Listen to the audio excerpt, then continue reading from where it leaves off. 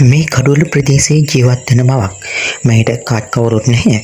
මාස 9ක පමණ කුඩා සිගින්තියක් සමග මම බෝඩින් කාමරයක ජීවත් වෙනවා.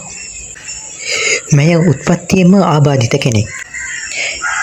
මෙම මවගේ ස්වාමි පුරුෂයා මානසික ආබාධයකින් පෙළෙන නිසා බන්ධනාගාර රෝහලේ ප්‍රතිකාර ලබනවා.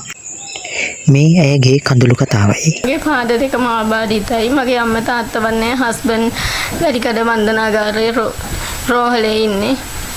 එයා ගන්න විදියක් නැහැ. ගන්නත් මෝෂන් දාන්න ඕනේ. එයා ගත්තොත් බබාට ගහන බබාට මාසෙකමාරදී ගැහුවා. ඒක නිසා පොලිසියෙන් දැම්මේ. කවුරු හරි ඉන්නවනම් මට හඳුන් කුරු හරි විකුණලා ජීවත් වෙන්න.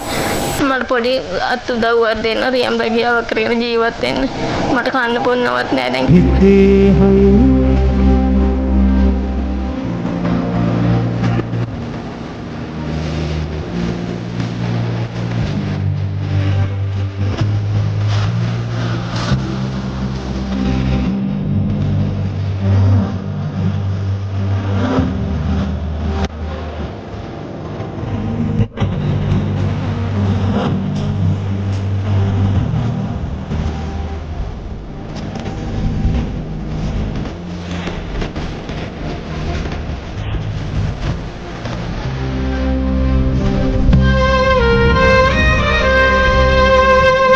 කන්න බොන්නවත් නැහැ දැන් කිසිම දෙයක්. බෝඩිමේ අක්ක කෙනෙක් තමයි මට දැනට උදව් කරන්නේ කන්න බොන්න කියලා. සමහර අය මට කියන හිඟා කන්න කියලා ගිහිල්ලා.